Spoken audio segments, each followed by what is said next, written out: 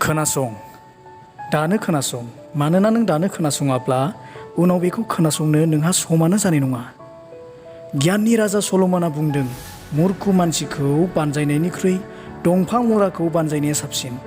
मानोना मुर्ख मानसिहा गियानबो गैया आरो बियो बेखौ सोलोंनोबो इच्छा जाया। बेबादि मानसिया गावखौ बयनिख्रुइबो गोरोंसिन होननानै लायो, नाथाय गियाना मा थार बाथ्राखौनो बियो मिथिथारा। गेदेद बाथ्रा बुंनानै बियो संसारखौनो गावनि आखायाव लाबोगोन, नाथाय गावनि बोथिसे जानायखौनो बुथुमनो बेहा गियान आरो बोलोआनो गैया।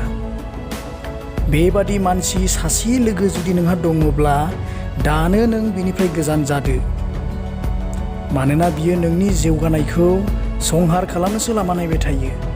बियो नोंनि जौगानायखौ, नोंनि अननायखौ आरो नोंनि हेफाजाब होनायखौ जाम्बा होननानैसो सानो आरो गावनि गाज्रि खायदा खालामनायखौ गियान होननानै सानो। खोनासंनायनि सिगांनो आं गोरोंजोबखा बुंग्रा मानसिनियाव थोबसेबो गियानानो गैथारा।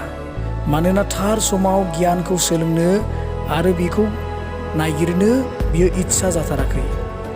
बेबादि मानसिनि बाथ्राजों अख्रांनि हाथरखिखौ थुख्लायनो हायो आरो बियो दसेनो आमेरिकायावबो थांनानै फैयो।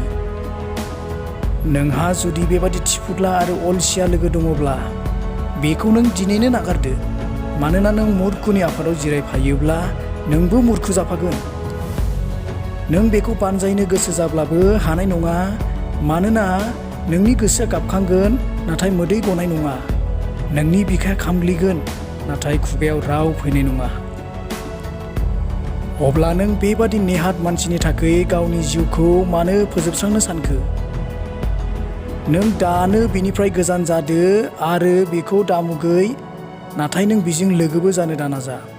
मानोना नों मिथिगौना जिबौनि खाथियाव एम्बुखौ होयोब्ला जिबौआ एम्बुजों लोगो जानाय नङा, नाथाय बियो एम्बुखौ मन'गोनसो।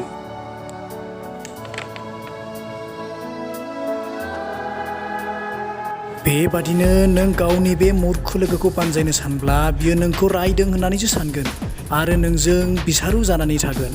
बेनिखायनो नों गावनि लामाखौ गावनो सायख'दो आरो बेबादि अलसिया आरो मुर्ख मानसिनिफ्राय गावखौ नोङो गोजानाव लाखिदो। बेनो नोंनि गियाननि खामानि मावनाय जागोन।